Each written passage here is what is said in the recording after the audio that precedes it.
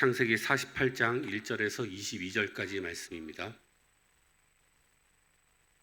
창세기 48장 1절에서 22절까지 말씀, 내용이 좀 깁니다. 여러분들 한 절씩 같이 함께 교독하시겠습니다.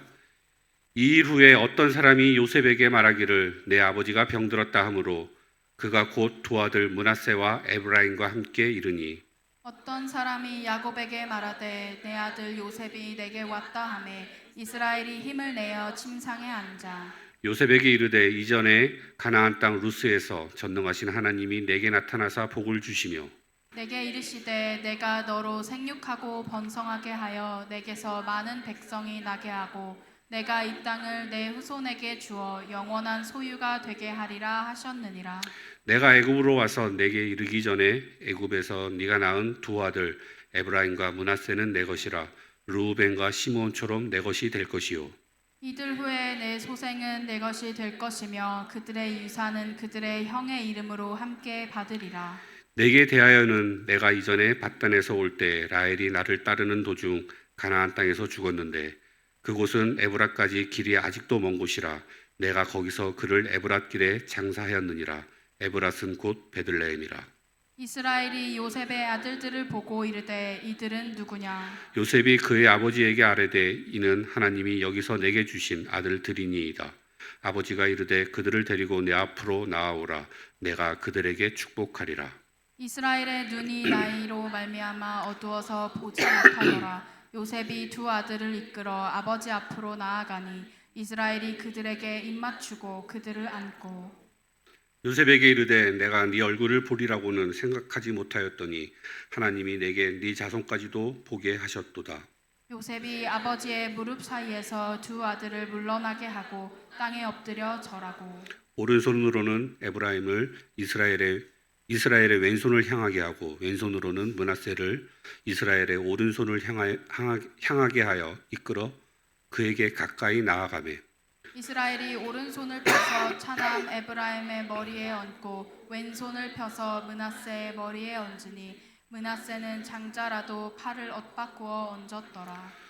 그가 요셉을 위하여 축복하여 이르되 내 조부 아브라함과 아버지 이삭이 섬기던 하나님, 나의 출생으로부터 지금까지 나를 기르신 하나님, 나를 모든 환난에서 건지신 여호와의 사자께서 이 아이들에게 복을 주시오며 이들로 내 이름과 내 조상 아브라함과 이삭의 이름으로 칭하게 하시오며 이들이 세상에서 번식되게 하시기를 원하나이다. 요셉이 그 아버지가 오른손을 에브라임의 머리에 얹은 것을 보고 기뻐하지 아니하여 아버지의 손을 들어 에브라임의 머리에서 므낫세의 머리로 옮기고자 하여 그의 아버지에게 이르되 아버지여 그리 마옵소서. 이는 장자이니 오른손을 그의 머리에 얹으소서 하였으나 그의 아버지가 허락하지 아니하며 이르되 나도 안다 내 아들아 나도 안다.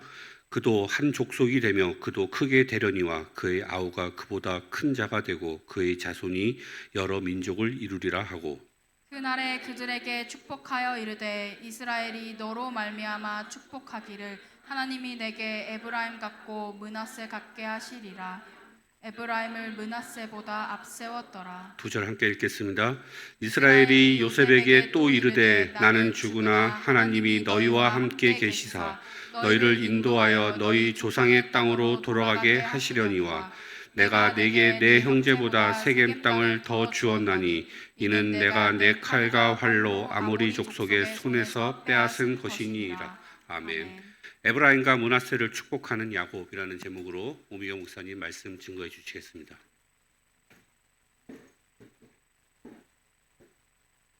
자, 우리 신앙 고백드립니다. 주는 그리스도시요 살아계신 하나님의 아들이십니다.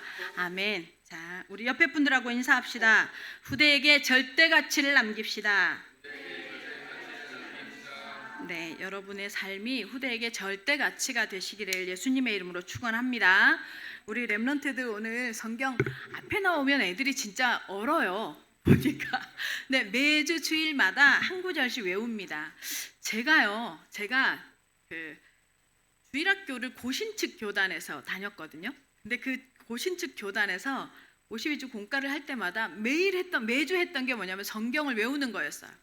성경 외우는 거, 그다음에 출석 체크를 할 때 성경 외우는 거, 헌금 하는 거 이런 걸 꼭 가르쳐서 꼭 그대로 이게 출석 체크할 때 했었던 거가 기억나거든요. 근데 그 성경 외웠던 게 지금도 저한테는 자산입니다. 성경을 그 당시 그렇게 외웠던 게 되게 자산이 돼서 제가 주일학교를 맡고 시작하면서 제일 먼저 애들한테 평생의 기억에 남을 그리고 평생을 이끌어갈 말씀을 외우게 해야 되겠다 싶어서 이제 이걸 시작을 했는데 애들이요 다 해옵니다. 다음 주는 잊어버려요. 그 전주에 외웠던 거. 근데 이제 나이가 들죠. 그러면 이것이 아이들한테 자산으로 그리고 나중에 기억이 납니다. 우리 후대들한테 이게 남겨졌으면 좋겠다라는 생각이 있습니다. 자, 오늘 말씀은요 되게 충격적인 두 가지 사건이 나와요. 하나는 뭐예요? 요셉의 두 아들 에브라임과 므낫세를 양자 삼아요. 누가요? 야곱이 양자 삼습니다. 무슨 말이에요? 야곱이 누구예요? 이스라엘의 12지파 12명의 아들의 아버지잖아요. 그 중에 누구 더 있어요? 요셉도 있어요. 그 요셉도 뭐예요? 야곱의 아들이에요. 근데 그 요셉의 아들 둘을 누구로 삼아요? 야곱의 양자를 삼는 거예요. 야곱이 자기의 아들 삼는 거예요. 이게 말이에요, 막걸리예요. 그죠? 그게 그 충격적인 이 사건이 일어납니다. 또 하나는 형과 아우를 바꿔요. 축복을 하면서 형과 아우를 바꿔버려요. 오른손은 장자권을 의미해요. 이스라엘에서. 근데 형과 아우를 바꿔요. 이런 사건을 통해서 실제로 이제 에브라임과 므낫세는 이스라엘의 12지파 속에 들어가고 그리고 형과 아우가 바뀌어서 이들은 축복을 누립니다. 여러분 에브라임 지파가 대표적인 인물이 누굴까요? 에브라임 지파 하면 대표적인 인물 여호수아가 에브라임 지파예요. 여호수아가 에브라임 지파예요. 그래서 이 에브라임 지파와 원래는 므낫세가 장자인데 에브라임 지파가 장자권을 이어받습니다. 그리고 또 하나 사건이 있진 않지만 하나님의 약속이 성취됩니다. 하나님께서 요셉을 이스라엘 백성을 구원하기 위해 먼저 기근을 대비해서 애굽에 보냈잖아요. 애굽에 보낼 때 제가 지난주에 설명했죠. 멜기세덱하고 같은 개념처럼 같은 사용으로 요셉은 사라진다고 말씀을 드렸죠. 근데요, 요셉을 하나님께서는 그 이후 그래서 요셉의 혈통이 어떻고라고 표현하지 않아요. 요셉 유다 족속 에브라임 므낫세 족속 시므온 족속 르우벤 족속 이렇게는 표현을 하지만 요셉 족속이라는 단어는 없어져요. 왜요? 에브라임과 므낫세가 야곱의 뭐가 됐으니까요? 장자가 돼서 그 혈통을 이어받거든요. 그런데요, 이 에브라임과 므낫세 두 아들이 야곱으로부터 양자가 되어지는 이 축복을 받았다는 게 뭔지 아세요? 이게요, 장자권을 의미해요. 이게 장자권을 의미해요. 이스라엘은요, 장자에게 2배를 줘요, 재산을. 이스라엘의 풍습이 장자권자에게는 2배의 축복을 허락하거든요. 근데 사실은 요셉에게 2배의 축복을 허락하죠. 두 아들을 축복하시니까. 맞죠? 이스라엘 12지파 중에 2명의 아들이 누가 되니까요? 이스라엘의 장자권자가 되니까. 그 12지파로 들어가니까. 근데 하나님이요, 원래 하나님께서 하셨던 약속을요, 예언을 그대로 성취해 가시는 내용이 지금 이 48장의 이 장면에 기록이 되어져 있습니다. 그리고 여러분, 므낫세 지파는 누구일까요? 여러분 성경 중에 그렇게 여러분 기억하시라고 지금 알려드리는 거예요. 므낫세 지파는 누가? 여러분 아는 사람? 잘 모르죠. 기억 안 나죠. 누구 지파라고 말하는 걸 자세히 듣나요? 기드온 선지자 알죠? 사사 기드온 기억하죠? 그 사사 기드온이 입다 이런 사람들이 누구예요? 므낫세 지파 출신이에요. 그리고 가장 대표적인 선지자. 이사야 선지자도 있지만 하늘에서 불을 내렸던 선지자, 850대 1로 이겼던 선지자 누구예요? 엘리야. 엘리야가 바로 므낫세 족속의 므낫세 지파예요. 이렇게 하나님께서요 그 학렬을 12지파 속으로 이제 요셉이 나가고 레위가 빠지면서 하나님께서요 야곱의 12지파 속에 에브라임과 므낫세 지파를 재편시킵니다. 자, 그런데 이 과정을 통해서 하나님 우리한테 복음을 설명합니다. 이 모든 상황을 통해서 왜 이렇게 하시는지 하나님이요 이제 그 이유를 설명해 가십니다. 창세기는요 이제 저희가 이제 48장을 하지만 창세기는 50장으로 돼 있어요. 아시죠? 50장입니다. 50장에 그 정중앙에 등장하는 인물이 누구냐면 바로 야곱이에요. 25장에서부터 야곱이 나와요. 야곱의 출생부터 야곱이 등장하거든요. 그리고 50장 마무리까지요. 요셉도 누구의 족보에 들어가요? 야곱의 족보에 들어가잖아요. 그래서 야곱의 이야기가 누구의 이야기예요? 요셉의 이야기가 야곱의 이야기예요. 그죠? 그러면 25장에서부터 50장 마지막 장까지는 야곱의 이야기가 쭉 기록이 되거든요. 그러니까 반절을 차지합니다. 창세기의 반절을 들여서 뭐예요? 하나님께서요 야곱을 설명합니다. 이게 뭘 것 같아요? 이게 뭔 것 같아요, 여러분? 성경에도 구약이 있고 신약이 있습니다. 맞죠? 맞죠? 성경에도 구약이 있고 신약이 있어요. 구약은 누구를 설명해요? 뭘 설명해요? 오실 메시아를 설명합니다. 그리고 신약은요, 오신 메시아가 누군지 확증하는 것이 신약입니다. 기억하죠? 그리고요, 지금 이 시대에는 지금도 그 오신 메시아의 언약을 붙잡고 다시 재림하실 메시아를 붙잡고 우리가 지금 살아가고 있는 과정이에요. 맞죠? 자, 그런데 지금 창세기 25장에 나타난 야곱은요 누구를 예표한다고 그랬어요? 누구를 예표해요? 우리를 예표해요. 영적인 이스라엘인 우리의 모습이에요. 야곱이 살아가는 모습은 야곱이 추구하는 욕망, 야곱의 인본, 야곱의 삶의 방식, 그게 뭐예요? 육신의 창세기 3장이라는 이미 보암직, 먹음직, 지혜롭게 할 만큼 탐스러움에 길들여진 우리의 삶의 뭐예요? 반영이에요. 근데 그 야곱을요, 그런 야곱을 아주 인간적인 그런 야곱을요, 하나님은 뭐해요? 포기하지 않아요. 포기하지 않고 어디까지 끌고 가요? 오늘의 고백까지 끌고 오시는 것을 창세기 25장 이후 쭉 설명하는 거예요. 다시 말하면 뭐예요? 교회예요, 교회. 신약의 교회를 설명하는 거예요. 창세기 이 야곱의요 12지파가요 교회의 예표예요. 교회가 시작이 돼요. 누구로부터요? 흠 많고 실수 많고 욕심 많고 욕망덩어리이고 인본주의 가득한 우리 같은 우리 모습을 그대로 반영한 야곱을 통해서 뭘 보여주느냐? 뭐예요? 하나님 그럼에도 불구하고 포기하지 않고 끝까지 야곱의 입술을 통해서 무엇을 고백받으시냐? 오늘의 고백을 받으십니다. 그리고 야곱은요 오늘 뭐를 설명하느냐? 가장 사랑하는 아들 요셉 앞에서요 가장 절대적인 가치가 무엇인지를 설명합니다. 오클랜드 영계 성도 여러분, 여러분의 죽음 앞에 이제 살 날이 얼마 안 남았어요. 야곱이 그 다음 장에 이제 뭐죠? 죽어요, 야곱이. 그리고 그 다음 장에는 요셉이 죽어요. 그 죽음을 앞에 둔 신앙생활을 했다고 하나님의 이끌림을 받았던 야곱이 뭔 얘기를 하느냐? 어떤 신앙 고백을 하느냐? 우리의 마지막이 신앙 고백이 되셨으면 좋겠습니다.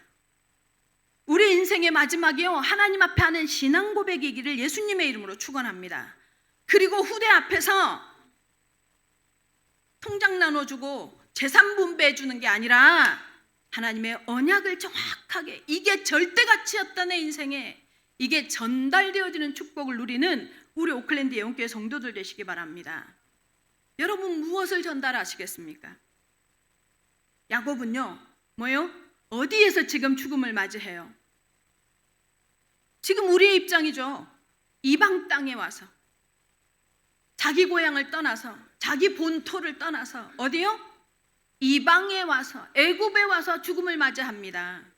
그리고 그 애굽 함께 내려온 후대에게, 자손에게 무엇에 대해서 설명하느냐면, 오늘 본문 쭉 왜 제가 22절까지를 다 읽었냐면요, 한 번 읽고는 잘 모르겠지만 성경 한 주간 동안 이 성경을 쭉 정말로 권면하기는 읽어보시기 바랍니다. 제발 부탁입니다. 하나님하고의 친밀한 관계가 말씀이 계속 묵상되어지는 것을 통해서 확인되시기를 바랍니다. 야곱이요, 이방 땅에 와서 자기의 본향을 떠나서 하나님 앞에 부름을 받을 시간이 오니까 야곱의 고백이 뭐냐, 후대에게요, 뭘 전달해요? 남겨야 할 절대 가치가 무엇인지를 전달해요. 그 내용을 오늘 설명합니다. 오클랜드 예원교회 성도 여러분, 우리가요 사실은 수가 지금보다 많았잖아요. 그죠? 훨씬 더 많았잖아요.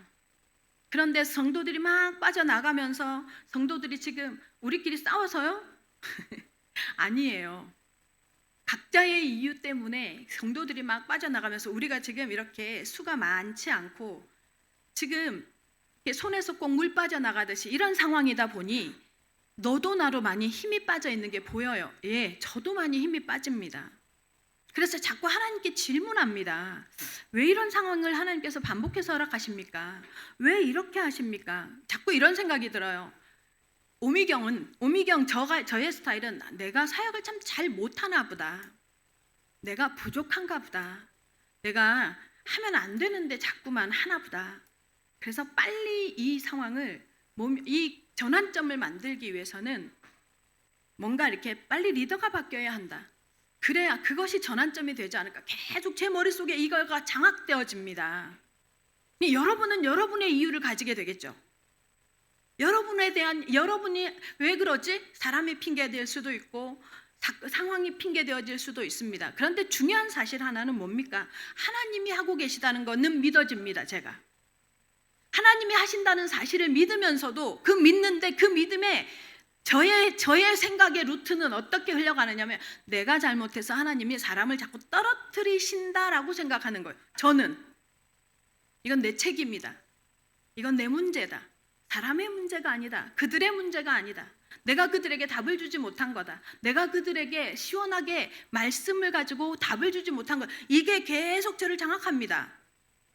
여러분은 뭘로 장악이 됩니까? 그런데 분명한 사실 하나는 있습니다.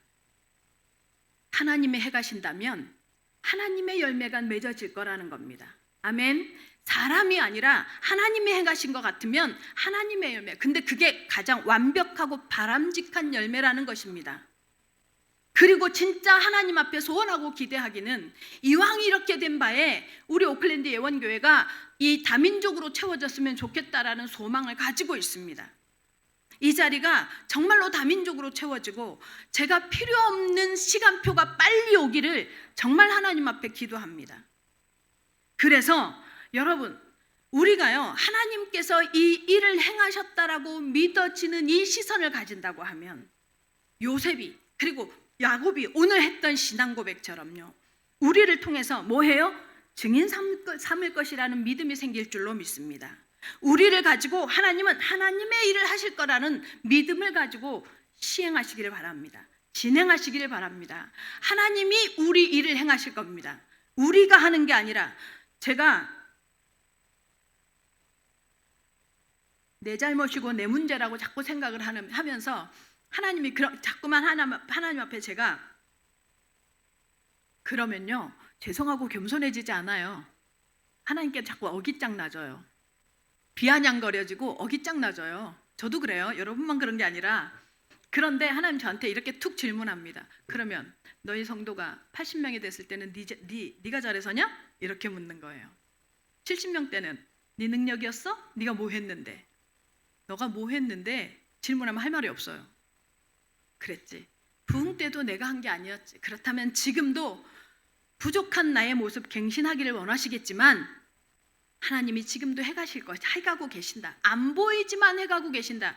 이것을 내가 믿는 게 힘이 들어요. 여러분은 어떠세요? 주어지는 상황이 우리가 기대하지 않는 상황, 기대하는 대로 되어지지 않는 상황에서 하나님의 손을 보는 게 쉽습니까? 저는 어렵습니다. 그래서 저를 위해서 기도해 주십시오. 여러분처럼 저도 낙심하고 저도 실망합니다. 이런 상황 가운데 하나님의 하시는 일을 기대하는 게 쉽지 않지만 여러분, 저와 우리 오클랜드 영교회 성도 여러분, 그러나 이 과정을 통해서 분명하게 하는 한 가지 기억해야 할 건 뭐예요? 보이는 게 다가 아니다라는 겁니다. 그것을 가지고 야곱처럼, 지금 야곱이 뭐예요? 보이는 게 다가 아니에요. 야곱이 뭐예요? 밥 얻어먹으러 왔어요. 기근 때문에. 지금 뭐예요? 수만의 이 애굽 앞에요. 뭐예요? 뭐 하러 왔어요? 70명 데리고 밥 얻어먹으러 왔어요.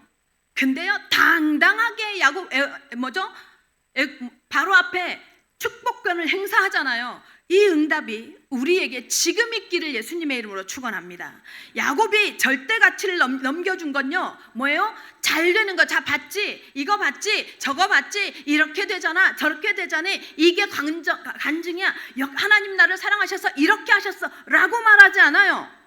나중에요, 이 이후에요, 요셉이 찾아왔을 때의 야곱의 간증이 뭔지 아세요? 내가 가장 어려울 때, 내가 하나님 앞에 잘못해서 아버지를 속이고 도망갈 때 하나님을 만났어 라고 요셉에게요, 그 간증합니다. 잘 나가는 간증하지 않아요.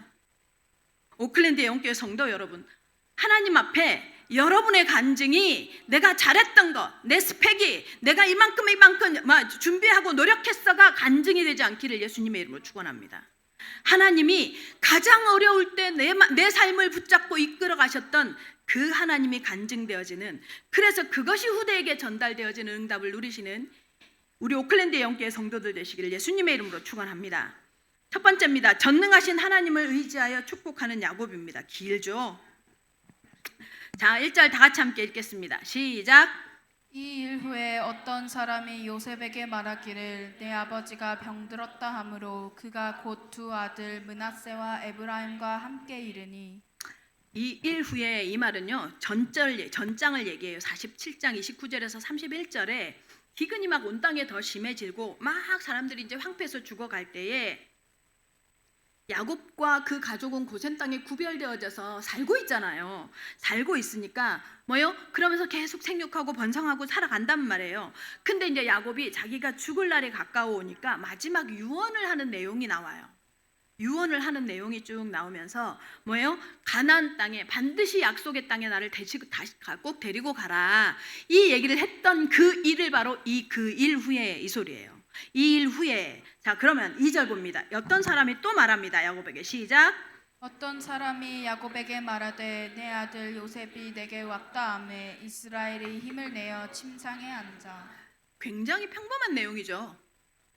부모님이 힘이 뭐죠? 이렇게 돌아가실 때쯤 되면 이제 멀리서 가족, 그 형제들, 자손들이 와서 이렇게 인사하고 마지막 얼굴도 보고 유언도 듣고 하죠. 그런 아주 평범한 장면인 것 같지만요, 이 48장의 내용은요 굉장히 중요한 내용이에요. 하나님 나라의 기초를 이루어가는 내용이에요. 우리가 요즘에 다민족 목회자들을 만나잖아요. 다민족 목회자들 만나서 기도회 하잖아요. 근데요, 제가 뭘 느끼냐면요, 성경을 가지고 말을 하는데요, 성경을 구속사적 관점에서 이해하지 않아요. 그러니 성경이 신비주의의 대상이 돼요. 신비주의의 대상이 되어져 있어요, 성경이. 그래서요, 하나님의 말씀이 말씀으로 들어가는 게 아니라 인본주의적 시각에서 요구하는 것을 하나님이 들어주시는데 요구하는 도구가 되어져요, 성경이. 그걸 많이 봐요. 성경을 보실 때요, 구속사, 하나님의 나라, 하나님께서 이루어 가시는 구속사의 관점을 보지 못하잖아요. 성경이요, 얼마나 신비한지 모릅니다. 오클랜드 영교회 성도 여러분, 하나님은요 처음부터 하나님의 나라에 대한 설명합니다. 하나님의 나라가 어떤 나라나. 그래서 예수님도요 공생애 동안 3년 동안 계속 무엇을 얘기해요? 하나님의 나라를 비유를 통해서 설명해요. 누룩을 통해서, 뭐요? 진주를 통해서, 보화를 통해서 계속 하나님의 나라를 설명합니다. 오늘 이 야곱도요 하나님의 나라, 이 48장도요 하나님의 나라의 기초를 이루는 내용이에요. 3절 보겠습니다. 3절. 자, 그러면 야곱이요 찾아온 요셉에게 무엇에 대해서 얘기하냐? 3절 보겠습니다. 시작. 요셉에게 이르되 이전에 가나안 땅 루스에서 전능하신 하나님이 내게 나타나사 복을 주시며. 루스가 어디입니까? 루스가 어디예요? 어디의 옛 이름이에요? 베델. 베델의 옛 이름이에요. 베델, 떡집의 옛 이름이에요. 그리고 이 루스에서 이 베델로 이름을 바꾼 사람이 누구예요? 누가 장본인이에요? 야곱이에요. 루스였는데 베델로 바꿨어요. 왜 바꿨어요? 왜 바꿨어요? 무슨 사건이 있었어요? 이 루스 때 어떻게 하나님이 만나졌어요?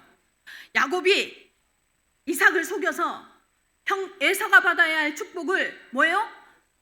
대신 받아요. 이걸 알게 된 에서가요, 야곱을 만나면 죽이려고 찾아다닌단 말이에요. 그래서 이것을 누가 어떻게 해요? 리브가와 이삭이 어떻게 해요?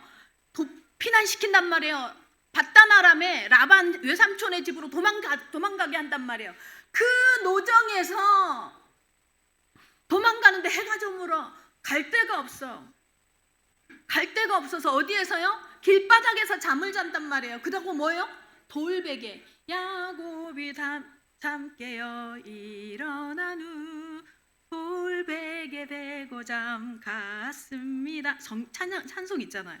돌베개를 베고 잔다고요. 그러고 자는데 그 밤에 누가 나타나요? 하나님이 야곱에게 뭐예요? 환상 가운데 나타나요. 어떻게 나타나요? 하늘 문이 열리면서 천사들이 오르락내리락 하는데 무엇을 타고 오르락내리락 해요? 사닥다리. 사닥다리가 무엇을 예표한다고요? 사닥다리가 무엇을 예표한다고요? 예수 그리스도를 예표한다고요. 예수 그리스도가 예표되어지는 거예요. 그 루스에서 자기가 그러면 그 얘기예요. 루스에서 하나님 만났다. 이 야곱이 지금 여기서 한 줄로 기록되어져 있지만 루스에서 하나님이 뜬금없이 나에게 찾아오셨어. 잠을 자는데 내가 하나님을 생각하는데 나를 뜬금없이 찾아왔어. 이거예요? 자기가 했던 죄, 자기가 거짓말한 것, 형을 피해서 어디로 도망갈 이 모든 사건을요 아들 앞에서 고백하는 거예요. 여러분 아세요? 어른들이요 자기가 한 실수를 그것도 사람에게서뿐만 아니라 하나님 앞에서 자기가 한 실수를 자기가 했던 부족을 연약을 자손 앞에서요 안 합니다. 잘 자기가 영웅되고 싶어 해요. 자기 아들 앞에서도 자기 자녀 앞에서도요 자기의 신앙생활은요 부풀려서 얘기해요. 근데 야곱 뭐해요? 요셉 앞에서 가장 사랑하는 요셉 앞에서 뭐예요? 자기가 실수했던 거짓말했던 거, 그래서 도망자였던 거, 도망자 신세에서 근데 그 자리에서 누굴 만난 거예요? 누구 만난 거예요? 하나님을 만난 거예요. 다시 말하면 인생의 가장 취약한 자리에서, 인생의 가장 외로운 자리에서, 인생의 그래서 지금 제게 하나님이 필요합니다. 우리 오클랜드 영교회에 지금 하나님이 필요합니다. 지금 하나님이 만나줘야 할 시간표입니다. 이 시간표를 알고 우리 중직자 여러분, 성도 여러분, 교회를 놓고 그리고 교회를 통해서 여러분에게 와야 할 하나님의 축복을 놓고 기도하시기를 예수님의 이름으로 축원합니다. 하나님이요 만나줬단 말이에요. 그 얘기를 한단 말이에요. 지금 요셉에게. 그러면서 4절에 그 내용이 뭐냐? 축복의 내용이 만나서 찾아와서 하나님이 내게 뭐라고 하셨냐? 4절 다 같이 시작. 내게 이르시되 내가 너로 생육하고 번성하게 하여 내게서 많은 백성이 나게 하고 내가 이 땅을 네 후손에게 주어 영원한 소유가 되게 하리라 하셨느니라. 얼마 지금 야곱이요 얼마 안 남았어요. 시간이 하나님의 부름을 받을 시간이 얼마 남지 않고 요셉은 방문했어. 근데 무슨 얘기를 하는 거예요? 지금 그 외로운 자리에서 루스에서 만났던 그 하나님이 지금도 요셉은 어떤 상태예요? 자 다시 설명해. 지금도 요셉은 기근이 너무 온 세상에 심해서 가자 우리가 애굽에는 쌀이 있고 밥이 있다고 하니 가자, 다 같이 가자. 자식들 앞에서요 아버지가 남의 집 쌀이 하러 가는 것 같다고 똑같은 거예요. 남의 나라에 지금 밥 얻어먹으러 가잖아요. 얼마나 부끄러워요. 그렇게 해서 다행히 요셉을 하나님이 자기가 보낸 거 아니야. 자기는 요셉 죽은 줄 알았어. 근데 다행히 요셉이 애굽에 그 없는 줄 알았던, 죽은 줄 알았던 아들이 어떻게 된 거예요? 총리가 돼서 공짜로 얻어먹게 생겼어. 공짜로 얻어먹을 그냥 기회가 생긴 거예요. 다른 사람은 값을 주고 사야 되는데 공짜로 그 남의 집, 지금 남의 나라에 애굽에 내려와서 얻어가지고 땅 얻어가지고 살아가는 이 자리에서 무슨 얘기해요? 옛날에 루스에서 자기가 거짓말하고 도망갔었던 얘기를 한단 말이에요. 이 무슨 모양이에요? 떳떳해요? 유언할 수준이에요 지금? 아니에요. 그렇지 않아요. 그런데요, 야곱이요, 얼마나 달라졌는데 왜 지금 이 이야기를 하느냐? 이 이야기에 지금 내가 요셉 네가 나랑 헤어졌었지만 요셉 너에게 내가 지금 내 인생의 하나님의 역사하심이 어떤 모양인지를 말할 거야 라고 지금 말하고 있는 거예요. 그 루스에서 그 외로운 자리에서 내가 하나님 앞에 죄지어서 할 말이 없는 자리에서 하나님 나에게 찾아오셨을 때 지금보다 더 비참한 상황이었다 이거지. 지금보다 더 비참한 상황에서 내게 찾아왔었던 그 하나님이 뭐라고 약속했냐면 생육하고 번성하고 많은 백성 내게 하고 후손을 영원한 소유가 되게 하는 그 후손의 응답을 주신다라고 약속했다 얘기예요. 이루어졌어요? 그 약속 이루어졌어요? 안 이루어졌어요.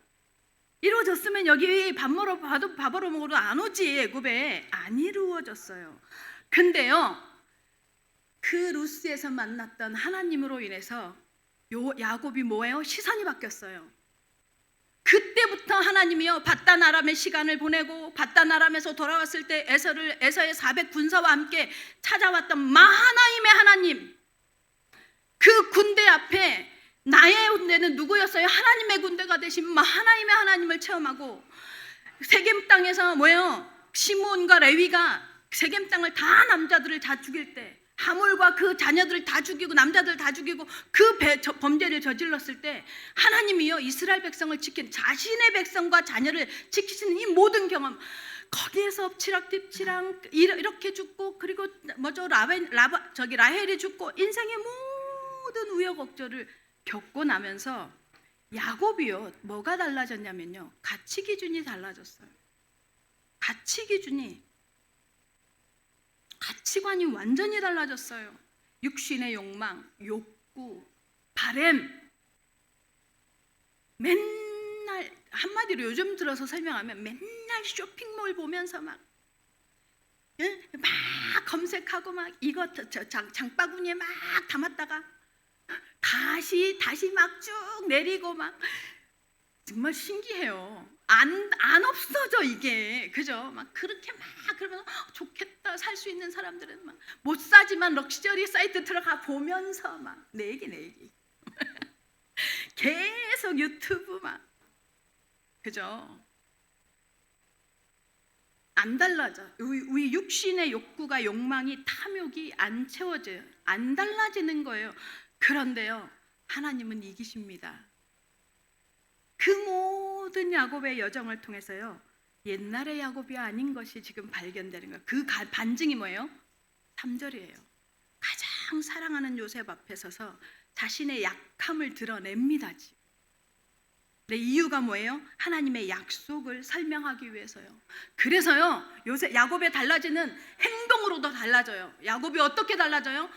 남의 집에 남의 땅에 밥 얻어 먹으러 왔지만 최고의 왕인 바로 앞에서 뭐해요? 손을 딱 들고 바로 축복해 버립니다. 내가 여기 왔지만 당신이 아니라 나를 하나님의 기준에서 세상에 대한 인식이 달라져요. 성도 여러분, 지금도 마찬가지예요. 하나님 기준에서 하나님의 시선으로 세상을 보잖아요. 하나님의 시선으로 72억 인구를 보죠. 하나님의 시선으로 지금 하나님의 교회를 보죠. 시선이 달라집니다. 많고 적고 크고 낮고 높고가 안 보여요. 뭐가 보여요? 지금 내가 하나님과 함께 하느냐가 보입니다. 오클랜드 예언교회 성도 여러분, 야곱의 시선으로 변화시키시를 하나님을 믿으시기를 예수님의 이름으로 축원합니다. 반드시 내 인생이요, 내 계획대로 되지 않는 걸 야곱이 경험하게 돼요. 야곱이요, 결론이 딱 나버려요. 하나님만 살아계시다, 하나님만 완전하다, 하나님만 나를 끌어가신다, 하나님만 대비하신다, 하나님만 미래를 하신다, 하나님만 너를 지킨다, 하나님의 계획만 이루어진다. 이게요, 결론이 딱 나버렸어요. 다시 말하면 인생의 종착역에서 야곱이 내린 결론은 뭐냐? 하나님만 의지해라, 이 소리예요. 하나님의 약속만. 그래서요, 야곱이요, 그 험난한 가정 속에서, 여정 속에서요, 인생의 대진표가 바뀌어 버려요. 우리 정은주 목사님 그 말씀 잘 하시죠? 인생의 대진표. 다시 말하면 싸움의 전선이 바뀌어요.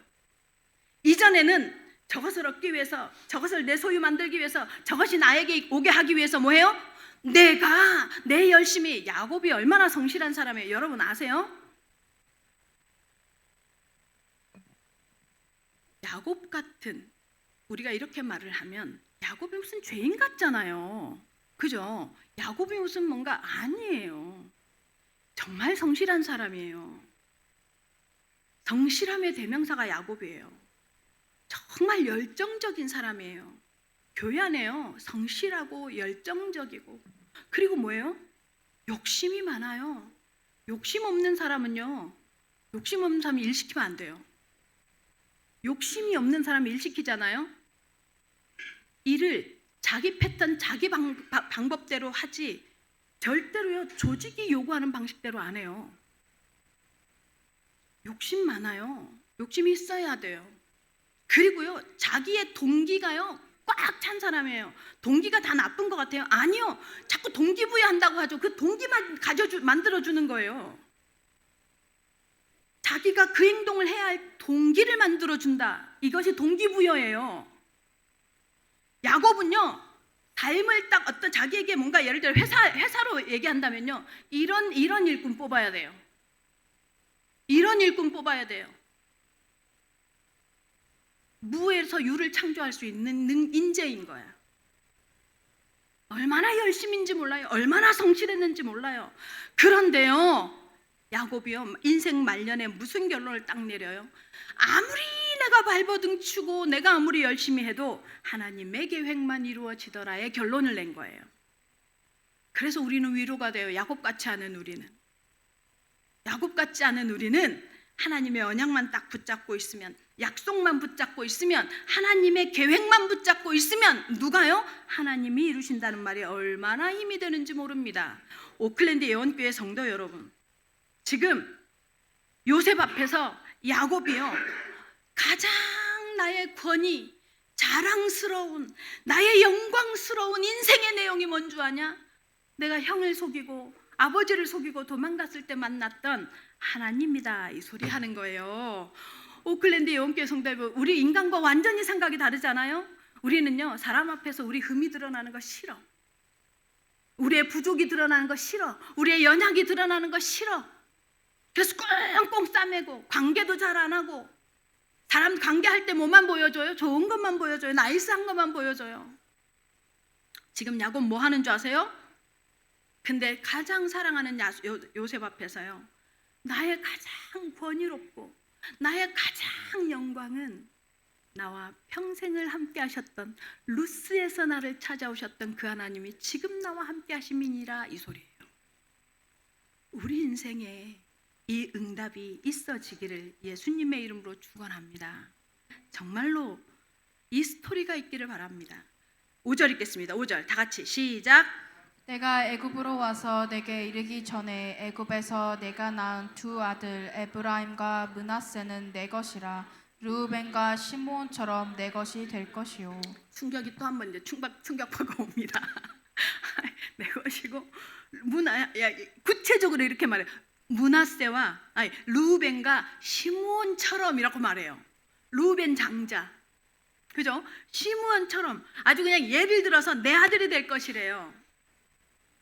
근데 여러분 한번 생각해 보셨어요? 에브라임과 므낫세는 어떤 아이들, 누구예요? 누굴까요? 요셉이 보디베라의 딸, 애굽에서 보디베라의 그 먼저 선지자 보디베라라는 사람의 딸과 결혼했잖아요. 그래서 므낫세와 에브라임이 나왔어요. 그 말은 무슨 말이에요? 혼혈이에요, 혼혈. 혼혈이에요. 애굽 사람하고 이스라엘 사람이 만나서 낳은 혼혈이에요. 이스라엘에서 그 율법이 강한 이스라엘 혈통에 대한 자부심과 그 사마리아를 이스라엘 사람들이 왜 싫어해요? 전쟁통에 피 섞였다고 사마리아 사람을 가증히 여기잖아요. 근데 그때도 아니야. 지금 창세기에서도 안 벗어나고 있는 이때에 혼혈이에요, 혼혈. 그것도 하나님이 가장 사랑했던 당시 아브라함, 이삭, 야곱, 그리고 전 세계 선교를 향해서 먼저 보낸 요셉. 그 요셉의 아이들이 누구예요? 혼혈이에요. 여러분 있죠? 선교는요 하나님의 의지입니다. 믿으시기를 예수님의 이름으로 축원합니다. 하나님이요 요셉을 아예 애굽에 보내면서 이 혼혈을 태어나게 할 거 몰랐겠어요? 아니요, 섞여야 해요. 이방민족하고 이스라엘은 섞여야 해요. 섞여야 합니다. 그런데 야곱이요 얼마나 기가 막힌 얘기를 하느냐면 야곱이 인생을 살아오면서 험한 일도 우리요 어르신들하고 젊은 사람들 있죠. 어르신들하고 대화를 자주 하십시오. 대화를 자주 하잖아요. 그러니까 지혜로운 청년들, 지혜로운 그 사람들은요 어른들하고 대화를 많이 하는 사람들이에요. 인생에요 그 관록이 묻어 나와요. 어르신들하고 대화를 하면 한 발짝 딱 인생을요 뒤로 딱 물러가서 관조하실 수 있는 시선이 있어요. 근데요 야곱이 그런 측면에서 지금 인생의 그 시간을 지난 다음에 축복받았다는 얘기를 하는 거예요? 그 얘기 아니에요. 시간이 그렇게 지나고 나니 이제 인생 살고 보니 뭐 없더라 이거예요? 아니에요. 그 시선을 지금 여러분한테 얘기하는 게 아니에요. 야곱의 시선은요 뭐냐면요 에브라임과 므낫세를 자기 자녀 삼는 시선이에요. 무슨 말이에요? 하나님의 언약 성취의 시선에 완전히 포커스 되어져 있어요. 그래서 야곱의 인생을 축복하는 거예요. 축복됐다 하는 거예요. 야곱이요 혼혈인 에브라임과 므낫세를요 자기의 양자로 기꺼이 받아들여요. 무슨 말이에요? 하나님이 자기 이후에 이루실 하나님의 교회에 대한 하나님의 계획을요 야곱이요 믿습니다. 믿는 겁니다. 그러면서 뭐라고 표현해요? 그냥 내게 주라. 내가 키울게가 아니에요. 내 뭐라고요? 혈통이다라고 말합니다. 아멘. 내 혈통이라. 지금 혼혈 섞여 있는 혼혈을요 내 혈통이다라고 말합니다. 요셉이요 이 말은요 요셉에게 있어서 해방이었어요. 요셉도 이스라엘 사람이잖아요. 이스라엘의 문화를 가지고 살았잖아요. 그러니 어쩔 수 없이 애굽에서 자기가 팔려와서 애굽 여자하고 결혼했지만 그래서 혼혈이 태어났는데 이 두 아들 그것이 이 아이들이 이스라엘 민족 사이에서 제대로 대우받고 제대로 정착하며 살아갈 수 있을지 없을지 왜 고민 안 했겠어요? 왜 고민 안 했겠냐고요. 인순이 씨라는 분이 엄마가 한국인이고 아빠가 저기잖아요. 미군으로 파병되어졌던 흑인이잖아요. 그래서 학교 다닐 때 그렇게 놀림을 받았다요. 그래서 결혼을 해서 딸들을 낳았는데 딸들이요 자기 같은 흑인 피부를 가지고 나올까 봐요. 그렇게 조바심을 쳤대요. 너무 다행히 한국적이라. 코도 납작하고 눈도 찢어지고 그 아이를 보고 그렇게 행복했대요. 혼혈을 가진 부모의 마음이죠. 혼혈아를 가진. 지금은 아니에요. 오히려 더 부러워하죠. 너무 예쁘거든. 잘생기고 예쁘잖아요. 근데 요셉은 이때예요. 요셉도 근심하는 마음이 있었을 거 아니에요. 내 자녀들이 내 혈육과 어울릴 수 있을지. 근데 뭐예요? 야곱의 이 고백은요 뭐예요? 그 모든 근심의 뿌리가 확 뽑힌 거예요. 요셉의 그 요셉 기 자녀에 대한 정체성에 대해서 근심하고 있었던 요셉의 저변의 밑바닥에 뿌리가요 확 뽑아지는 요구였어요. 성도 여러분, 하나님은 우리의 저 밑바닥에 있는 근심하신 줄 믿습니다. 우리에게요, 그리고 그 근심을 빼내는 사인을 반드시 주시는 줄 믿으시기를 예수님의 이름으로 축원합니다. 사실은요, 정말 우리가 이 땅에 발 딛고 사는 동안에 우리의 심장 속에, 우리의 의식 속에 이런 의식 하나 가지고 있어야 됩니다. 어떤 의식이냐? 하나님이 원하시면, 하나님의 계획이 이루어지면, 하나님의 뜻이 이루어질 것 같으면 내 삶은, 내 교회는 사실은 좀 무너져도 상관없다라는 의식이 있기를 예수님의 이름으로 축원합니다. 내 인생을 통해서 하나님이 하실 일이 있으시면 반드시 그 일이 이루어지는 것이 맞습니다. 오클랜드 영교회 성도 여러분, 그래서 가치 기준이 바뀌어야 합니다. 그래서 정말 보는 시선이 달라져야 합니다. 하나님 앞에 정말로 야곱 같은 신앙 고백이 있는 시선 바뀌어지는 응답이 누려지시기를 예수님의 이름으로 축원합니다. 두 번째입니다. 형과 동생을 바꾸어 축복하는 야곱입니다. 8절 읽겠습니다. 시작. 이스라엘이 요셉의 아들들을 보고 이르되 이들은 누구냐? 에잉? 뭔 소리예요 이게? 그죠? 지금 실컷 에브라임과 므낫세 얘기해놓고 이들 누구냐? 이건 이제 그거예요. 족장들이나 이거 설명하기 좋네. 재판관이 앞에 증인이든 뭐 이렇게 세워놓고, 자, 주소가 이거 맞습니까? 나이가 이거 맞습니까? 생년월일 이거 맞습니까? 이름이 김진수 맞습니까? 이러는 거예요. 이해돼요? 공식적으로 축복하기 전에 뭐예요? 자, 이들이 누구냐? 이렇게 묻는 거예요. 그냥 이리 와 내 손주들 일로 와가 아니에요. 공식적으로 축복하는 거예요. 그러니 자, 9절에 요셉이 대답합니다. 시작. 요셉이 그의 아버지에게 아뢰되 이는 하나님이 여기서 내게 주신 아들들이니이다. 아버지가 이르되 그들을 데리고 내 앞으로 나아오라. 내가 그들에게 축복하리라. 여러분 이거 읽으면서 어때요? 이 구절을 읽으면서 한 번 더 읽어보세요. 한 번 더 자세히 하나님, 나에게 하나님이 원하시는 시선이 열리게 해주십시오 하는 마음을 가지고 다 같이 시작. 요셉이 그의 아버지에게 아뢰되 이는 하나님이 여기서 내게 주신 아들들이니이다. 아버지가 이르되 그들을 데리고 내 앞으로 나아오라. 내가 그들에게 축복하리라. 뭐라고요? 요셉이 뭐라고 고백해요? 자, 1대지에는 야곱의 고백, 신앙 고백이 나왔다면 지금 이 9절에는 요셉의 신앙 고백이 나와요.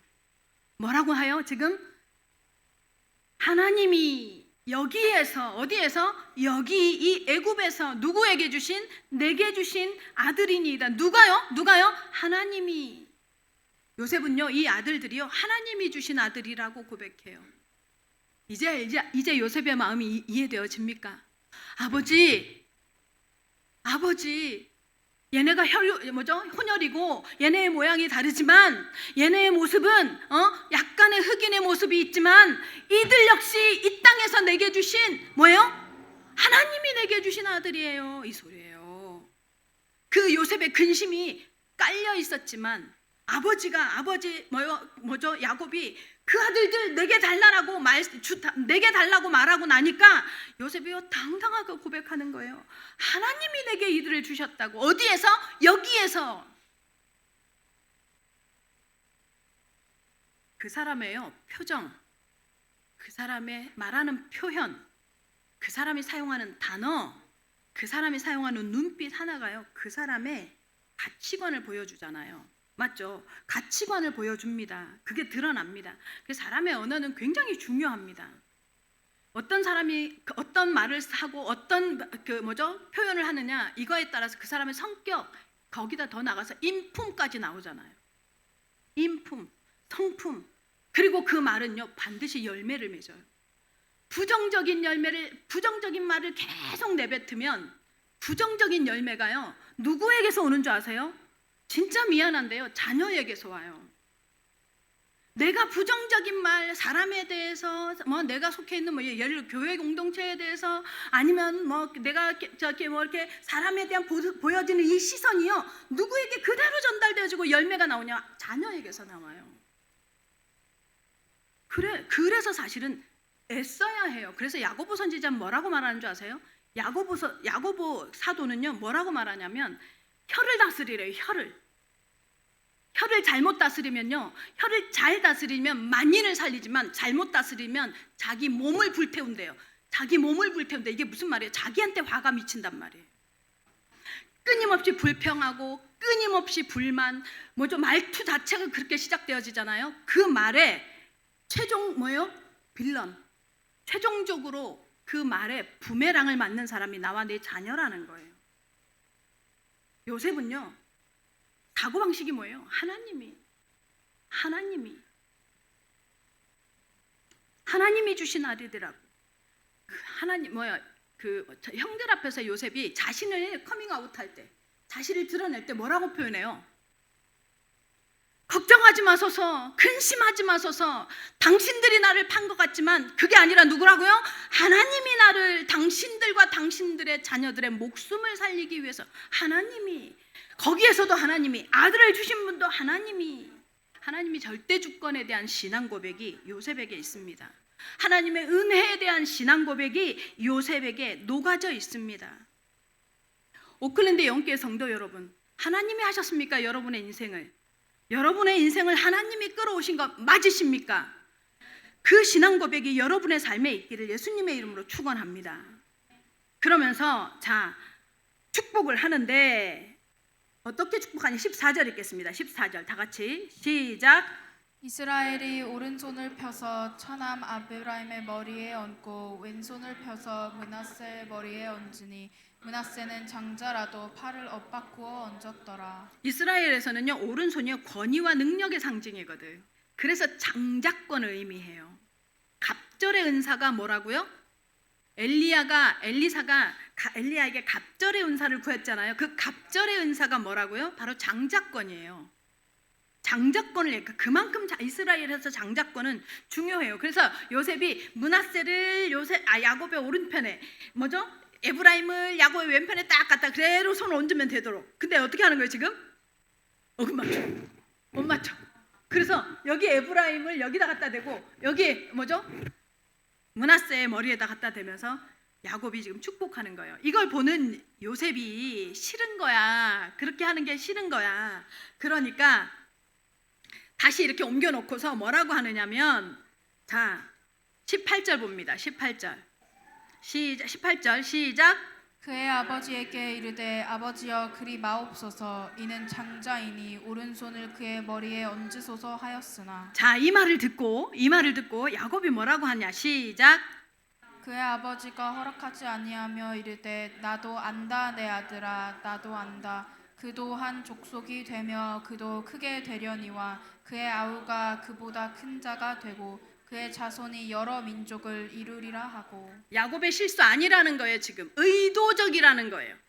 이해돼요? 야곱이 지금 의도적으로, 결국요 므낫세와 에브라임은요 굉장한 축복을 받습니다. 므낫세 지파는 굉장히 커져가지고 나중에 가나안 정복할 때 뭐죠? 요단강을 중심으로 해서 먼저 요단강 건너기 전에 므낫세의 반 지파가 거기 남겠다고 해요.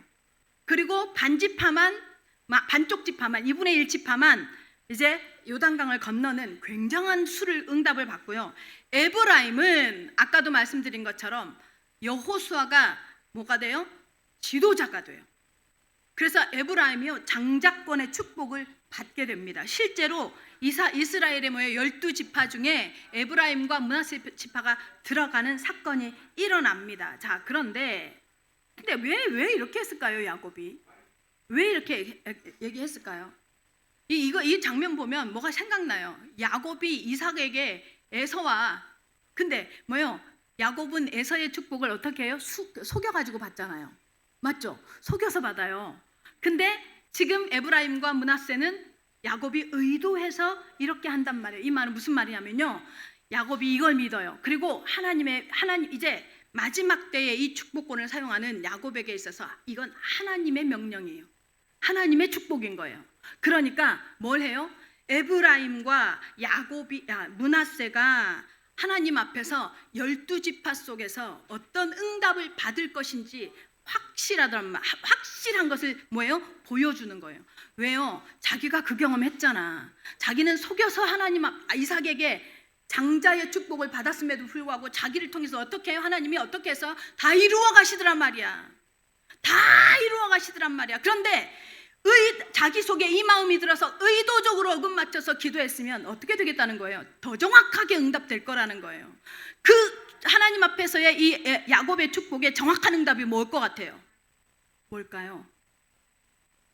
첫 번째는 이 에브라임과 므낫세가요, 이스라엘의 이제 히브리 민족에서 이스라엘이 되어지는 데 있어서 뭐예요? 그 12지파를 이루는 것이고, 그 이스라엘은 하나님의 교회를 상징해요. 이스라엘의 12지파는 하나님의 교회를 상징해요. 그리고 그 하나님의 교회가 지금도 우리가 이 자리에서 예배드리는 하나님의 교회를 상징하는 겁니다. 반드시 이루어질 것, 반드시 그 언약이 성취될 것을 야곱이요 믿고 기도합니다. 믿고 선언하고, 이것은 이 12지파는 지금 이 세상에 존재하는 교회들의 초석이 되어지는 것을 말하고 있는 겁니다. 여러분 아세요? 그래서 하나님의 가장 소원은 전도 선교고요. 하나님의 그 가장 소원인 전도 선교를 이루기 위한 하나님의 최고의 방법은 교회입니다. 그리고 교회 공동체입니다. 하나님의 교회 공동체입니다. 그러니까 그것을 지금 12지파를 만드는 거예요. 12지파가 왜 12지파예요? 여기 지금 원래 기존에 레위가 빠져요. 레위는 이스라엘의 뭐예요? 제사장 지파가 돼요. 그 다음에 요셉도 빠지고, 요셉은 2배로 응답받는 거예요. 에브라임과 므낫세를 통해서. 이해돼요? 요셉은 자기는 빠지면서 두 아들이 12지파 속으로 들어가는 거예요. 그리고 이스라엘 공동체의 삶의 원리가 여기에 들어있어요. 뭐예요? 레위가 왜 빠지냐? 레위는 지분을 받지 않아요. 분깃을 받지 않아요. 그래서 각 지파에 흩어져서 뭐예요? 제사장 역할을 해요. 그래서 이 레위가요 제사장 역할을 감당해서 뭐예요? 하나님 앞에 24시간 불을 끄지 않고 하나님 앞에 기도의 불을 올려요. 그러면 하나님께서 이스라엘 공동체 전체를 축복하시는데, 그 축복의 10분의 1에 뭐예요? 11조를 드리면, 되게 신기했어요. 초창기에 그 내용이 나오거든요. 초창기에요. 이스라엘 백성이 이걸 그대로 순종해, 가나안 땅을 딱 정복하고 나서 그대로 순종해 가잖아요. 어떤 응답이 오느냐면, 유다 지파가 굉장히 커요. 루벤 지파가 조금 작아요. 시므온 지파가 조금 작아요. 그래서 각자 흩어져서 살아서 막 분깃을 10분의 1을 다 이제 레위 지파를 먹여 살린단 말이에요. 그러면 그렇게 하잖아요. 12지파가요 소득이 공평해져요. 신기할 정도로 공평해져요. 하나님이 그렇게 하셨더라라고 말해요. 그걸 하나님께서요 이스라엘 백성의 삶의 원리로 두신 거예요. 무슨 말이에요? 이스라엘의 축복의 근원은 영적인 것으로부터 시작된다는 걸 알려주는 거예요. 오클랜드 영혼교회 성도 여러분, 하나님의 교회, 하나님의 성도의 삶의 축복의 원리는요 영적인 것을 바로 세우는 겁니다. 영적인 게 뭔데요? 아까도 얘기했죠. 신비한 거? 샤먼? 보이지 않는다 하니까 되게 잠깐만 이상한데, 아니요. 정확하게 가장 영적인 게 뭐예요? 하나님의 말씀. 그 하나님의 말씀이 하나님이 말씀하셨으니 영적인 거예요. 아멘? 그리고 그 말씀이 선포되어지는 예배, 가장 영적인 행위예요. 이해하겠죠? 오클랜드 영혼교회 성도들은요 이 하나님께서 주시는 야곱의 인생을 통해서 주시는 하나님의 원리가 여러분을 사는 힘, 여러분이 살아내는 힘이 되시기를 예수님의 이름으로 축원합니다. 결론입니다. 남유다에 우시야라는 왕이 있었어요. 우시야 왕이 16살에 왕이 됩니다. 근데요 그 이름에 이 우시야 왕이 여러분 그 우시야 왕이 딱 떠오르는 사람, 우시야 왕 하면 떠오르는 사람 누구예요? 이사야 선지자. 이사야 선지자 때에 우시야 왕이 죽자마자 이사야 선지자가 이제 등극하는 그 내용이 나오죠. 이사야서에 보면 그 우시아 왕이 얼마나 강력하고 그 권력이 확장되어졌었는지요. 애굽 변방까지 다 알게 됐어요. 근데 신기한 건요, 이 우시아 왕의 강력한 정책과 강력한 이 권력이요, 어떻게 소문이 났느냐 하는 거예요. 왜냐하면 그 이스라엘 조그만 나라에서 아무리 강력한들, 그렇죠? 그 인정도 안 해주거든. 근데 어떻게 명성이 막 소문이 나는데, 지금처럼 인터넷이 발달된 것도 아닌데 어떻게 소문이 나느냐? 성경요, 역대하서 26장 15절에 이런 말이 있어요. 이렇게 표현해요. 그의 이름이 널리 퍼짐은, 이렇게, 그의 이름이 널리 퍼짐은 기이한 도우심을 얻어, 이렇게 말해요. 기이한 도우심을 얻어 강성하여 지민이라. 기이한 도움이 누굴까요? 기이한 도움이, 하나님이 기이한 도우심의 대상입니다. 그래서요, 우시아 왕은 그 시대에 가장 강력한 권력의 상징이 돼요. 근데 우시아라는 말의 이름의 뜻이 뭔지 아세요? 예수는 나의 힘이요 내 힘패 되시니. 무슨 말이에요? 여호와는 나의 힘이시다라는 뜻이에요. 우시아 왕, 우시아라는 이름이. 한국에서 이제 막 그 대통령이 탄핵되고 난리가 났어요. 막 그래서 여기저기 이 사람이 이런 얘기, 저 사람은 저런 얘기. 우린 여기 있으니까 정말 기도할 뿐입니다. 정말 기도할 뿐입니다. 처음에는 막 이렇게 마음이 쏠리다가 또 이런 얘기 들으면 또 이렇게 마음이 쏠리다가 좀 과하다 싶기도 하고, 뭘 저렇게까지 한 나라의 대통령을 스스로들이 저렇게 막 부끄럽게 만들고 파헤치고 저러나 싶기도 하다가도 또 한편 공감이 되기도 하고, 그거 막 이런저런 이제 생각을 하게도 돼요. 자, 그런데 이런 것이 막 나오니까요, 막 그 유튜브를 통해서, 뉴스를 통해서 막 한마디씩 하고 싶어. 막 자기가 한 말이 맞다 이거지, 자기가 한 말이 말대로 됐다 이거지.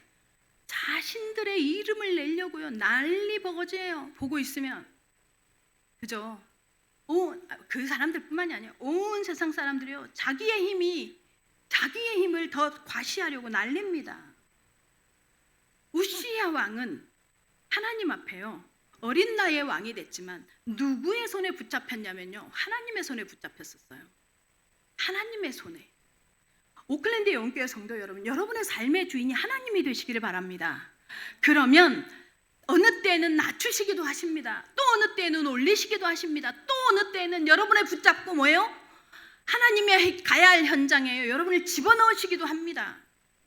그 현장에서 내 이름이 아니라 하나님이 드러나고 하나님이 높아지고 하나님이 보여지는 우리 오클랜드 예원교회 성도들 되시기를 예수님의 이름으로 축원합니다.